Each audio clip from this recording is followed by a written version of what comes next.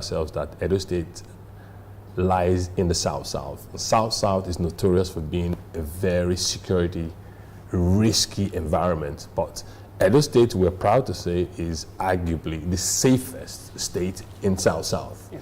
So security-wise, we feel safe. People go to work and get paid. Pensioners have had a new lease of life.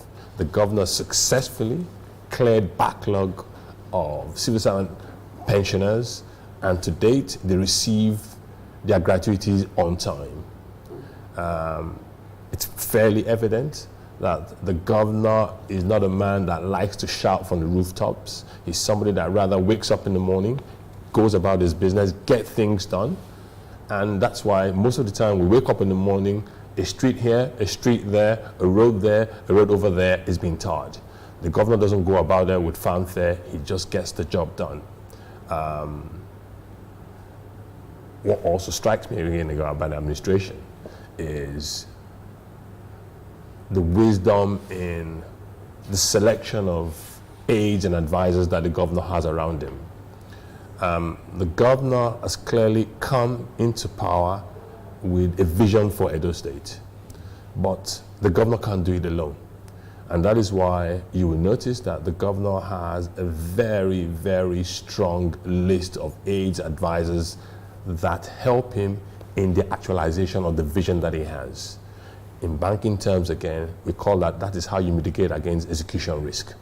Because one thing for the visionary to have a vision, but you still need lieutenants, advisors to help you implement on your vision. And the reason why he seems to be performing is because he's got a decent bench of advisors, coterie of assistants that help him implement his vision. So we have a situation in this government where you have largely square pegs in square holes. But straight down to your question, this administration, given the operating environment, since we came to power, we've had 2 recessions, we've had a significant crash in commodity prices, we've had dwindling financial resources, but this government has found a way all the time to ensure that we strive for fiscal discipline. We have sought to ensure that our priority is first and foremost to diversify the economy. Edo had a reputation for being a civil service state. What that means doesn't make sense to me, because Edo State is much more than the civil service. So the governor came with a priority to radically diversify the economy and turn around the competitive nature of the state. We are endowed with so much wealth, there's so much intrinsic value in the state that needed to be unleashed. And that is why diversifying the economy, embracing technology, training and retraining our teachers, looking at the various curriculum of our institutions, investing in our youth, having gender and inclusion policies that help bring our young people, our women, into mainstream of our society so that they can be competitive in what area of life use for themselves. Okay, now let me just go back to your CV, which I just found. That was, I think, in 2007 when you were with the First Monument Bank. FCMB, that sorry. You were responsible for raising the longest tenure debt for the bank. Yeah. 7 years, that is $115 million convertible loans from the IFC. Now, what is IFC? Simply put, IFC is a sister institution of the World Bank. And it's also a member of the World Bank Group.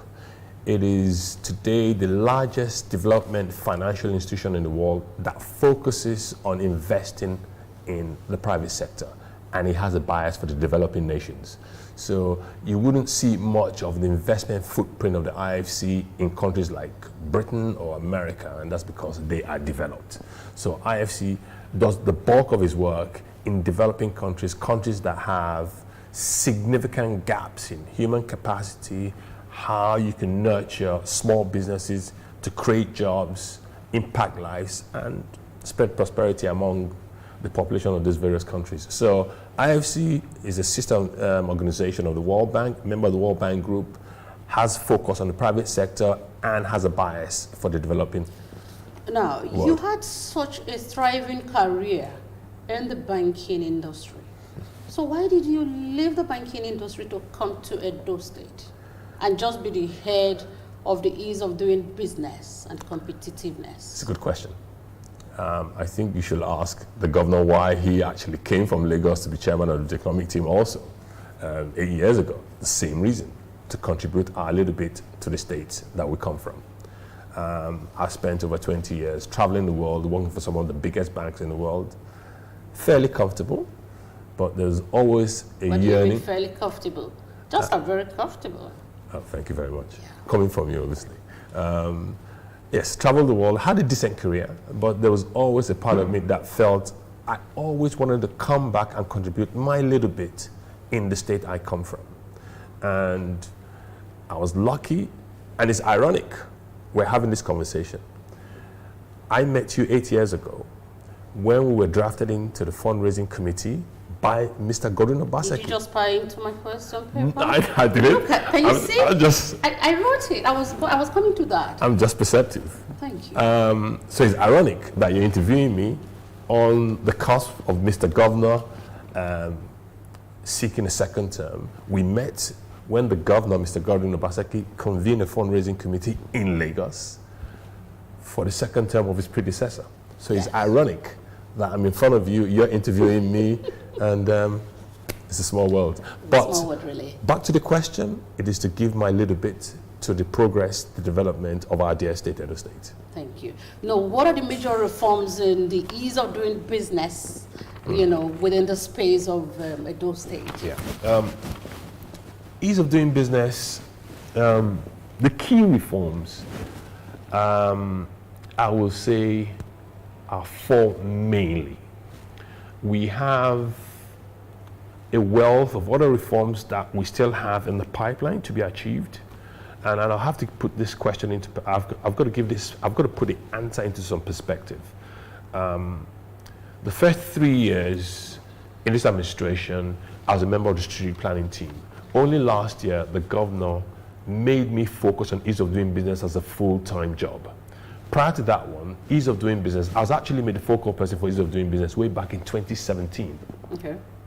Just to tell you that Mr. Governor and this administration have thought through the ambitions that he has for the state. So we've embraced the idea of diversifying our economy, radically transforming our economy so that makes it attractive to private capital and private businesses, because we believe private businesses, especially small businesses, are the engine of growth for any economy. So the four main key reforms, the first one, and I think is our most transformational reform in Edo State, and by the way, we've always got to remember that these questions are strictly related to ease of doing business. So when I give the reforms, we have to remember that these are reforms that speak to the ease of doing business initiative in Edo State. So the first one, and I always say to people that this is our most transformational reform, was the scrapping of the old Ministry of Lands and Surveys and replacing it with Edo GIS. I thought that was a stroke of genius. This was done first quarter of 2017. Like you remember, Mr. Governor was inaugurated November the 12th, 2016. Yes. So within 4 or 5 months of Mr. Governor being inaugurated and in power, he had already set up his mind that he was going to scrap the old Lands and Surveys Ministry and replace it with an Edo GIS. And that's an agency of government that is staffed by professionals and helps with the process of how we manage our land administration, how people obtain their COO, the issues of titling, registration of property, etc., etc. That is our first and our transformational, because what that did, the scrapping of the old Ministry of Lands and Survey spoke to our ambition in institutional reform. But the setting up of Edo GIS on the other side was a key ease of doing business reform. So it was more or less 2 for the price of 1. We got rid of a ministry that was moribund, fairly ineffective, and replace it with an agency of government that is a beacon in the country. Edo GIS, the template of how he operates, managed ably by architect Frank Evama, is the blueprint for GIS agencies around the country. Most states in the country have been advised by the World Bank to come to Edo State and look at what we're doing in terms of the functionality of that agency. So that is the first, and like I said to you, and I'm a bit biased, the first and our most transformational reform. The second one, and our most recent reform, was the establishment of the Small Claims Court. That we were very, very lucky to ensure that we got that one flagged off just before the onset of COVID, the pandemic, I mean, and that was in February this year. The initiative of setting up the Small Claims Court was spearheaded by Honorable Chief Judge of the State, Judge Edigie, and her team, and was ably supported by Mr. Governor to ensure that we had a Small Claims Court operational in Edo State. Now, the Small Claims Court, to put it into perspective, there are only 2 states in the country that have operational Small Claims Court systems, Lagos and Kano. And we're not surprised. Kano is still the commercial heart in the north. Lagos used to be our legacy capital before it was moved to Abuja. So they have legacy advantages over us, but we are the third in the country, the only one in the south-south. We're very, very proud of that. And again, it speaks towards the ambition the governor has in ensuring that there's a speedy and expedient administration of justice. Like they say, justice delayed is justice denied. So I'm particularly proud of that one. And I can't forget the efforts of the Attorney General in ensuring that also was done. The third is currently the restructuring of the Ministry of Physical Planning and Urban Development. We engaged last year a technical advisory consultancy to help us come and restructure the ministry. The ministry is so key because it speaks towards one of the key indicators in which the World Bank ranks states in terms of their ease of doing business preparedness, and that is the variable that speaks to the issuance of construction permits. Okay. I'm sure you know the frustration everyday people have in trying to get property transferred, getting permits, planning permits, etc., etc.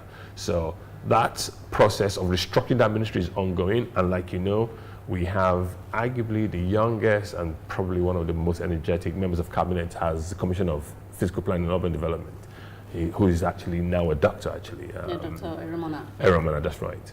And so we are capably led in that ministry by a very, very fine member of cabinet.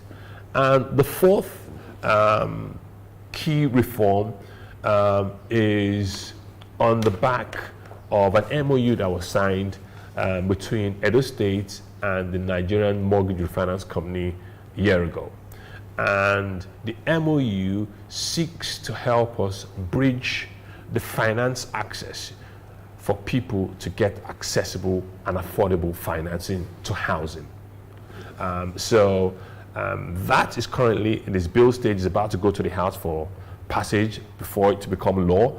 And the Nigerian Mortgage Refinance Company and ourselves intend to put in place initiatives that will make it easier for people to get access to finance to buy affordable housing in Edo State. So for me, those are the 4 key reforms. There are quite a lot of others, but those are the 4 key reforms. All right. I think we'll take a short break now. When we come back, we'll be talking about how your office has contributed to attracting new investors to Edo State. Stay with us. Edo State is transforming. It is getting brighter and brighter every day. The state that was known a few years ago as a haven for touts with a chaotic city center is now serene, conducive for families and businesses to thrive. This is as a result of the visionary leadership of Mr. Governor Obaseki, the executive governor of the state. Prior to being elected, he promised the people of the state that they will see accelerated development and the implementation of people-oriented policies. The vision of his administration is to develop a modern and progressive Edo State where every citizen is empowered with opportunity to live life in its fullness. This is further driven by a mission to achieve sustainable and inclusive prosperity anchored on accountable governance, efficient service delivery, and social justice for all the people. To actualize this, 6 thematic pillars were created: institutional reform, economic revolution, culture and tourism, infrastructural development, environmental sustainability enhancement. The Obaseki administration is built on 6 thematic pillars. We have institutional reforms, which to me is the actual starting point, because if you don't get it right with your institutions, you're going to have problems across the board. So it was a very deliberate effort on the part of this government to begin reforms from our institutions. There was the strategy dialogue, there was the different workshops across MDAs, and several other retreats just to make sure that the executives of this government were well informed about the direction of the government. Of the entire Edo. With the visionary leadership of Governor Obaseki, Edo State has been positioned as one of the most investor-friendly states in Nigeria. The people of the state are rejoicing.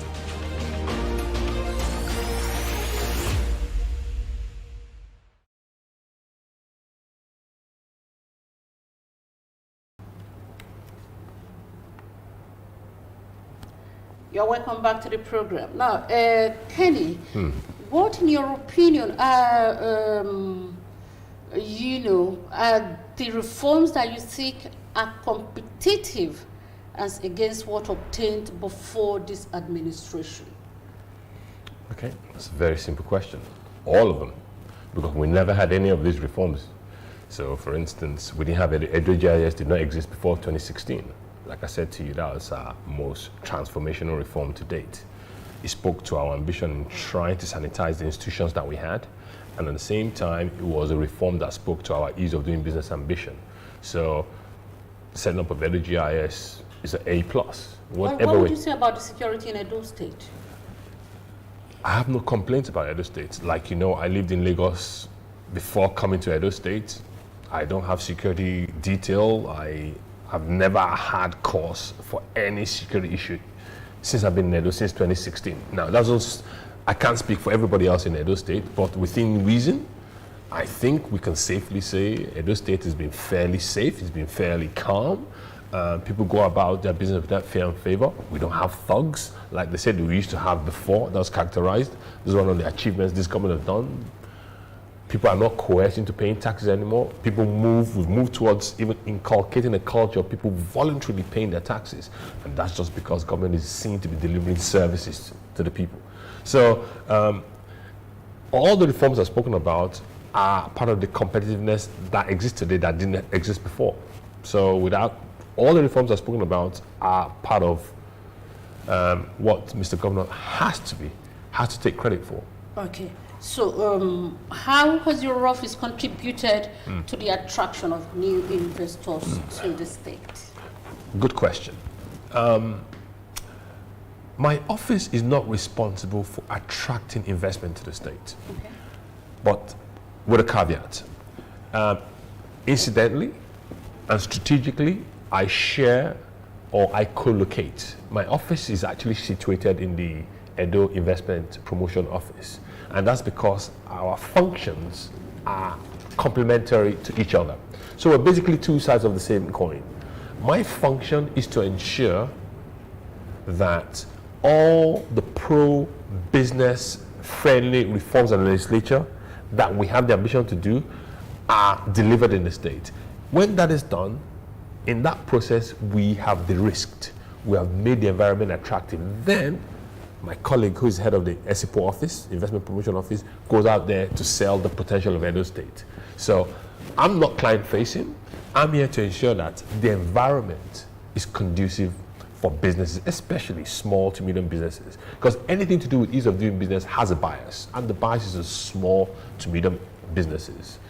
Your Unilever, your Coca-Colas, they don't need our help. They have the muscle, they've got the balance sheet to navigate the challenges in the business environment. It's the small vulcanizer, the lady that has a small eatery, the lady that's into fashion, the hairdresser, the tailor. Those are people, motor mechanic, those are the ones that need the business environment sanitized. And so my role is to ensure that those reforms are put in place so that it's an environment conducive for businesses to set up their businesses and thrive. My colleague that works in the investment promotion office, his role is to go out there and sell Edo's potential after I've done my job. So the relevance of your question is to pave the way for the marketer. Absolutely. So if I don't do my job right, and if the impact is not felt, the gentleman that heads the investment promotion office does not successfully attract businesses here. But we're clearly doing something right because we seem to be attracting businesses here. So the ease of doing business has done its own little bit behind the scenes. We don't get a lot of the limelight. We're behind the scenes, and that's fine by us, as long as at the end of the day, the state is able to attract private capital that comes to help us create jobs, impact lives, and net achieve the Edo of our dreams. So that's the way I categorize our role in attracting business to Edo State. Okay, now, what are the wide-ranging competitiveness issues that the state is grappling with at the moment, and how are you working to solve them? Good question. The competitiveness, and by the way, if you notice, the office that I head is called the Ease of Doing Business and Competitiveness. Yes. And I believe it's the only one in the country that has competitiveness at the end of it. And that was actually by design. It's intentional. Because we're, by that phrase, not only telling people that we're trying to improve our ease of doing business environment, but we're also at the same time trying to trigger a competitive economy in Edo State. So if we successfully put in place ease of doing business reforms, ultimately we will achieve competitiveness. But the question now is that what are those competitiveness pain points that are challenges for us in the state? There were quite a few. And like I said, ease of doing business is about government pushing through pro-business reforms and legislature that helps foster private sector growth. So how people start up their businesses, how they register their companies, how they get access to construction permits, getting planning permits, the transaction costs, processing times have all now come down. Those are things that dogged the businesses in the past. I also hear in the past, we had the menace of thugs coercing people for taxes, and also the high incidence of double taxation. So through the implementation of some of the reforms that I've spoken about earlier on, we have obviously, and the restructuring of Edo Inland Revenue Service, headed by a most capable chairman in the name of Mr. Nidu, Ine have put in place reforms that has totally transformed our tax generation capability in the state by deploying technology. And I'm not going to speak for his brief, but those are some of the initiatives that we have done. They've dogged us in the past: the issue of double taxation, the issue of coercion by thugs, relative insecurity, getting access to planning permits, construction permits, the transaction costs, processing times were a problem, but the institution of Edo GIS, restructuring of the Inland Revenue Service, the restructuring of the Ministry of Physical Planning, even the setting up of the Ease of Doing Business Secretariat and the Investment Promotion Office are vehicles that speak towards correcting some of the historical imbalances that we've had in the state.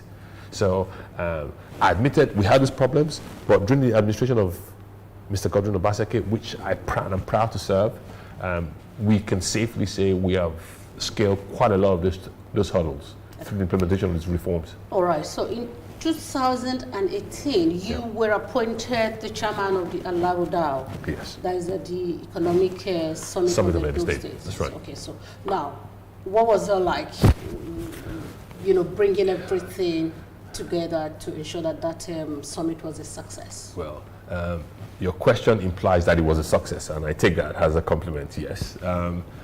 Mr. Governor gave me and the team 3 weeks to put Alaghodaro together in 2018. So we had How many weeks? 3 weeks. We had 3 weeks from the day I was nominated, I was made the chairman, to the hosting of the event. It was a most challenging experience of mine, but again, because I had a great team, I put together a secretariat that was very, very capable, very focused. We worked 24 hours, 7 days a week, literally for 3 weeks. But we did what we set out to do, which was a platform where Edo State had the opportunity to showcase its potential. We attracted titans of industry, civil society, teachers, students to come to listen to our story. We also used the opportunity to reach out to investors to come and look at Edo of our dreams. And I'm glad to say that it went off successfully. My colleague, who is head of the Investment Promotion Office, can obviously talk about tangible investments that came in on the back of that, but it was a privilege. It was no small feat for us to pull it up, but with the help of a great team, we did it, and I'm so grateful to Mr. Governor for entrusting the confidence in small me to chair Alaghodaro in Edo State. So it's one of the highlights of my career, I've got to say. Okay. Now, there appears to be a lot of activity in the state's agribusiness and, of course, food production, scene. So what contributed to such inflow of investment? Great. Your questions are just absolutely spot on. Great question again.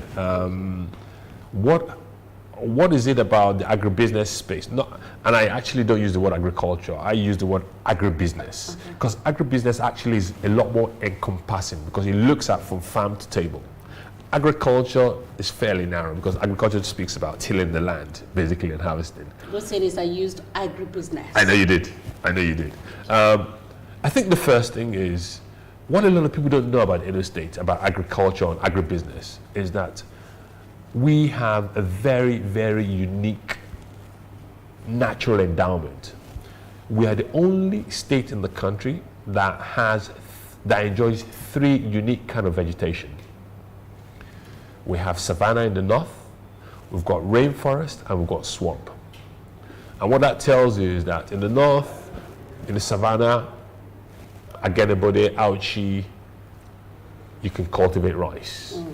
In the swamp and rainforest, all our cash crops and our food crops, from rubber to cocoa to oil palm to yam to cassava, sorghum, cashew, and the list goes on. So, first of all, it is a unique endowment that no other state in the country has.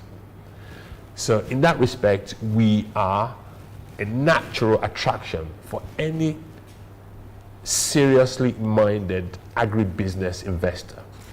Coupled with the fact that Edo State is strategically located in the country. Like it's a well-worn refrain. You can't go from east to west and west to east without passing through Edo State.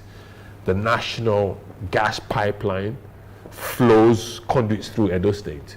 So supply and access to the gas pipelines that provide the feedstock for our power go through Edo State. So again, there are legitimate and legacy advantages for businesses to want to come to Edo State, especially through agriculture. But another factor, while we have a flurry of serious investments going on in the agribusiness space, again, is because access to land has been made fairly straightforward.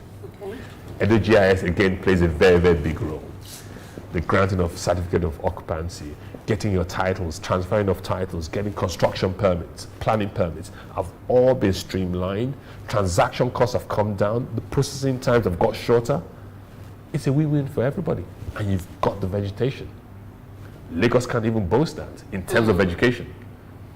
So it's a no-brainer. And Mr. Governor has, over the past 2 years, been working assiduously to restructure our security architecture to make this place safe.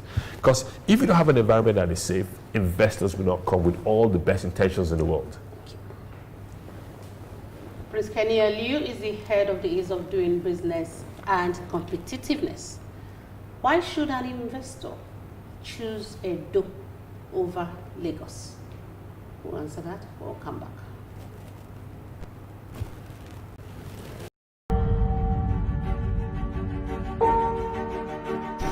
Where we are presently now is the Oshomo power plant. The power plant will generate about 55 megawatts. As you can see there, we have two twin buildings with chimney channels on their heads. That is where the engines, where the generators are located. And each have 99 generators or engines each. Right immediately in our front here, that is the gas plant. The generator will be operated using gas. By my left here, this is the valve pit, where the gas is being connected to the NNPC gas pipeline. Those are the three major components of the power plants. The names are, that is Nigeria Electricity Management Safety Agencies. They are presently on ground now to certify the power plants and the poles starting from Ologbo here up to Benin City. Presently now they are in the Benin City area. They are the final authority to give the go-ahead. The transformation will be massive, both small scale, medium scale, even large scale industries. They will now have easy raw materials, which is power. We are expecting nothing less than 250 qualified engineers, and some of them are already on the ground. We have people from Benin, we have people even from the Ologbo communities. The engineers, some of them are from Benin, some of them also are from other states. But majority of them are from Edo State here. Majority of them. So you can see that it is a very massive and important project in the economy of the state.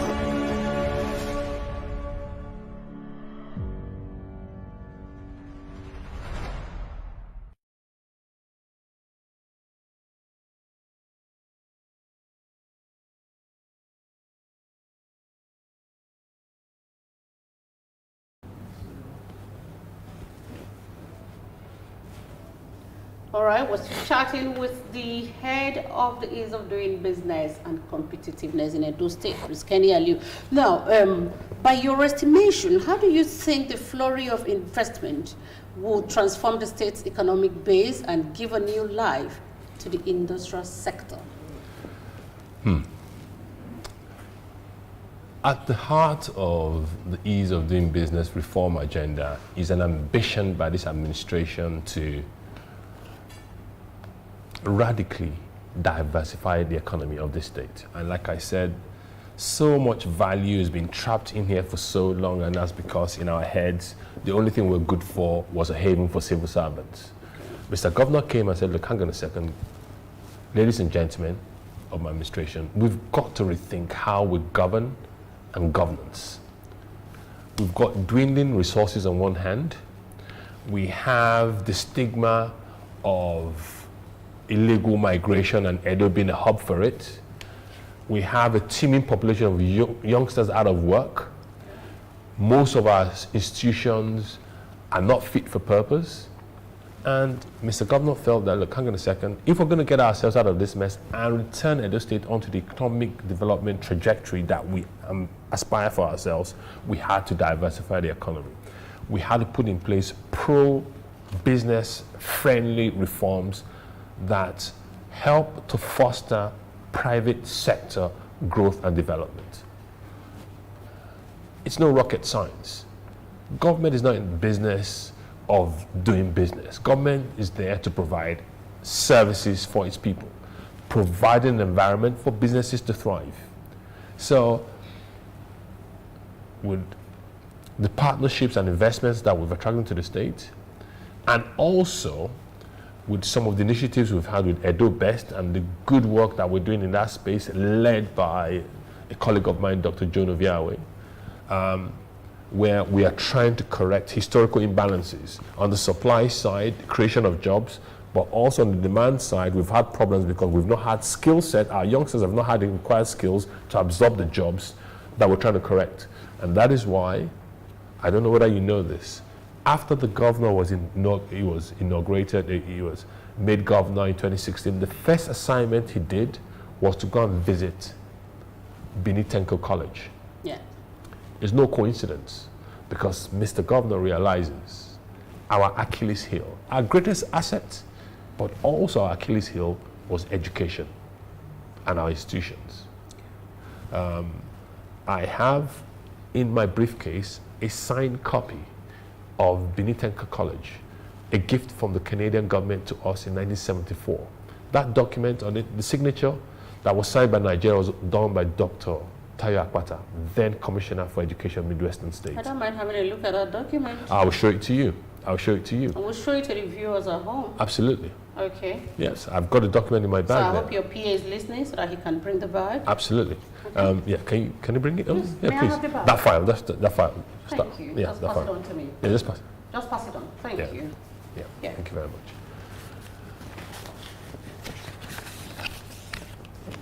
I carried this around, and here is a document the cooperation signed between the Canadian government and Nigeria, when the Canadians endowed a gift of a technical college to Nigeria.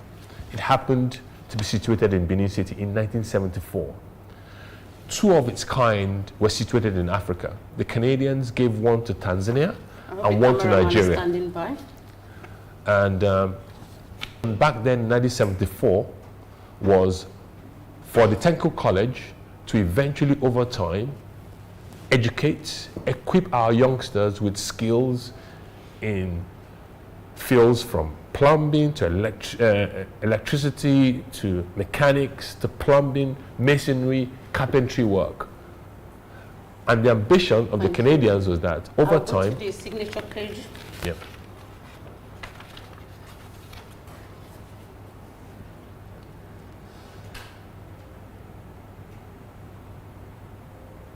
And the point I'm trying to make out of this is that the ambition of the Canadians when they gave us this gift in 1974 was this college was actually over time going to be ramped up to become a university. But when Mr. Governor went to go and visit it in November 2016, in the company of the Canadian High Commissioner, they broke complete disrepair. The college hadn't been accredited for over 15 years. What that means in very simple language was that every year we churn out students, but the qualifications they have is not even what the paper was written on. Students were trained with equipment obsolete, equipment going back to the 70s. For me, if you ask me, my biggest legacy Mr. Governor Obaseki is going to endow to this state when he leaves eventually after 4 years, the next 4 years, Thank you. is what the strides he has made in education. And like I said, we've got to somehow correct the historical imbalances between the supply side, which I call the creation of jobs, and the demand side, equipping our youngsters with the skills to absorb those jobs that private sector business will come and set up in Edo State. In that way, we will benefit due to industrialization, the using of technology, and the improvement of the business environment whereby businesses thrive and impacts lives. And ultimately, we achieve the Edo of our dreams. All right. Now, as the head of the ease of doing business and competitiveness, Yeah. why do you think an investor should choose Edo over Lagos, the business hub of the country? It's a very, very simple case to make. First and foremost, Lagos is congested. Lagos enjoys exorbitant rents and rates, and most investors will rather go to an environment that is safe, secure, have a steady supply of skilled workers, proximity to markets for your raw materials, a state that is a transit between east and west, north and south, a state where we are led by the vision, energy of Mr. Governor Obaseki, deputied by the Right Honorable Comrade Philip Shuaibu. I mean, it's a no-brainer.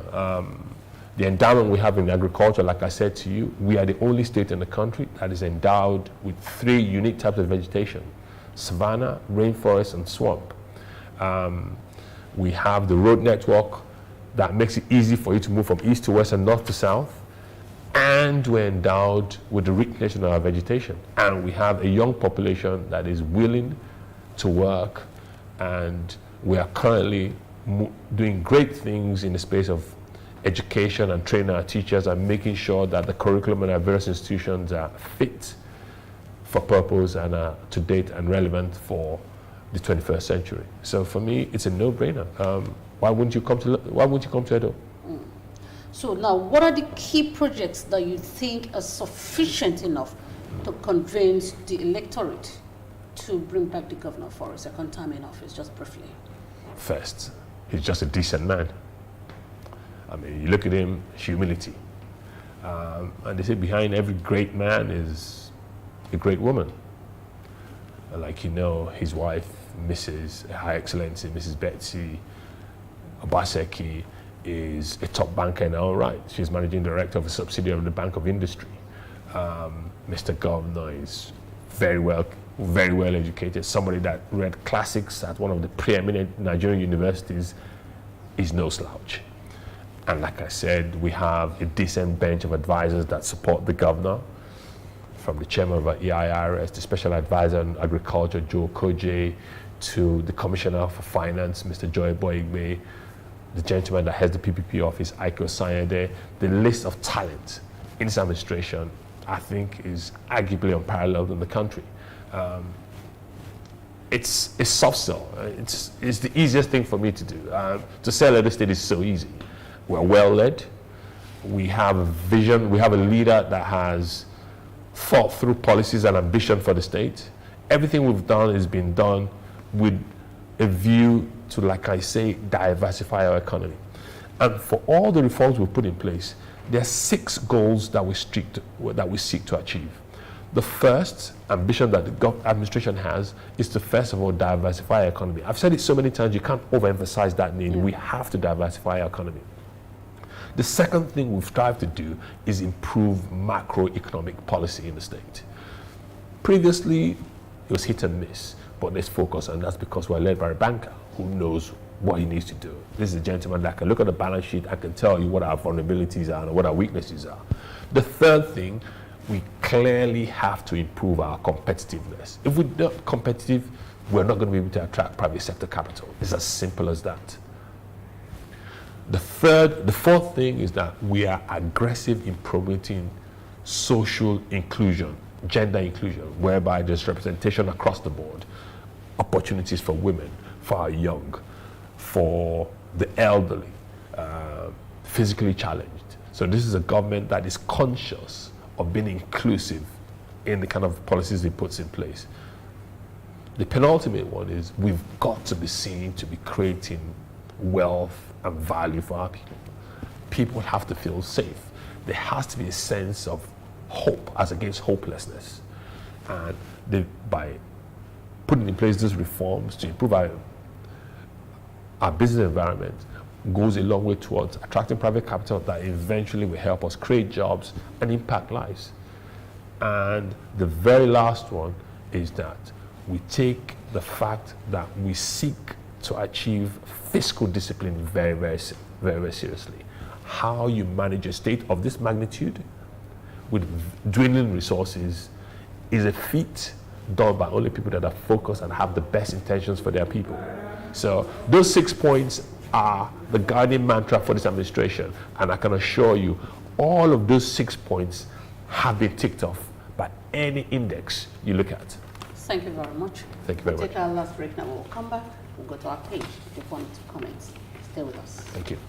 Our MOU governor don't bring another Oyoyo project come. This time our correct governor, Governor Obaseki, don't join hand with other people when sabi work, and them don't bring Edo refinery come for our state. With the same MOU when Oyibo they call Memorandum of Understanding, Edo State government don't do Edo refinery reach 80%, and the project don't already they provide job for plenty of our people. With the same MOU when some people they talk say na audio project, Governor Obaseki don't complete Emotan Garden and him don't complete Osiomo Power. With Edo refinery and all the other projects and company when our governor don't bring correct job don't dey yafu for Edo State. Them not they call us civil service state again, as Edo don't turn one of the best states for Nigeria. If we want to make all this MOU wonder continue, make we use our voters cards take choose better thing when September 19 reach. Make we remember to turn print for the umbrella party. Make we vote for PDP. Make we vote for Governor Obaseki and Philip Shaibu so that them go continue to do better thing for Edo people.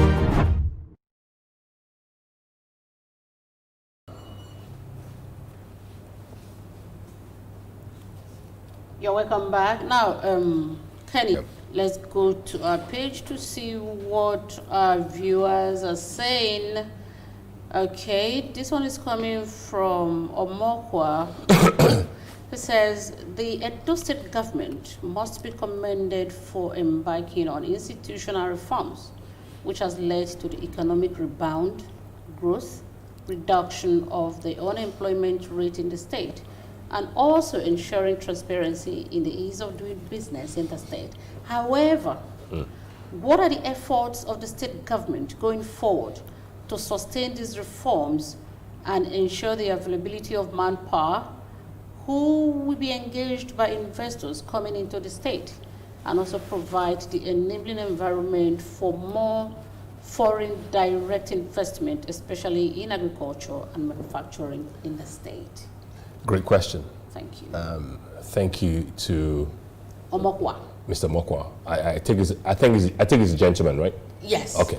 So thank you very much for the question. I think it's a very, very good question, and it's one I'm very, very happy to shed some insight on.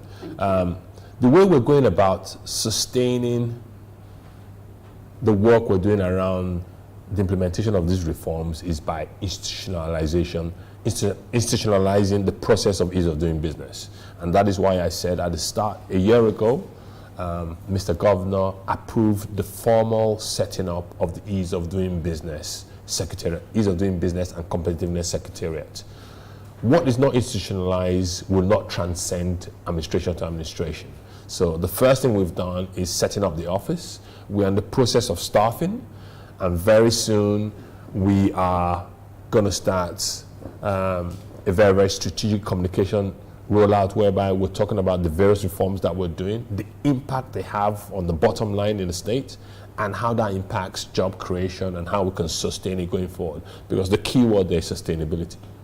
We don't want a flash in the pan kind of like policy. We've got to have policies put in place that transcend the administration of Mr. Governor today. In 4 years' time, when he leaves, the next administration that comes is a plug and play, and that's because apart from the setting up, we've institutionalized the process. Is a plug and play for whoever comes to even sit in this chair tomorrow. Okay. Thank you. So I will take this one from Innocent Ehigiato. She said, this is just a comment. Sure. It says, this Obaseki just surrounds himself with intelligent people. That is why he's progressing. The people complaining about Obaseki as self-centered individuals who think of their belly alone. That is coming from Innocent Ehigiato.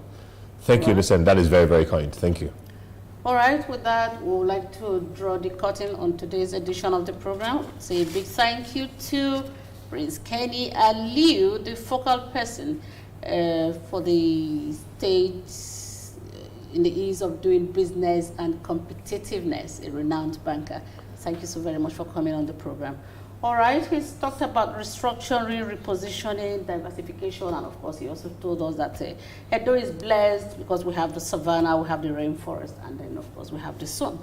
So for everyone who has contributed to the success of today's edition of this program, even at the background, and those that sent in their comments. My name is Habiba Oyege Oyaripo, saying thank you very much. Thank you. Obaseki na umbrella. Obaseki na PDP.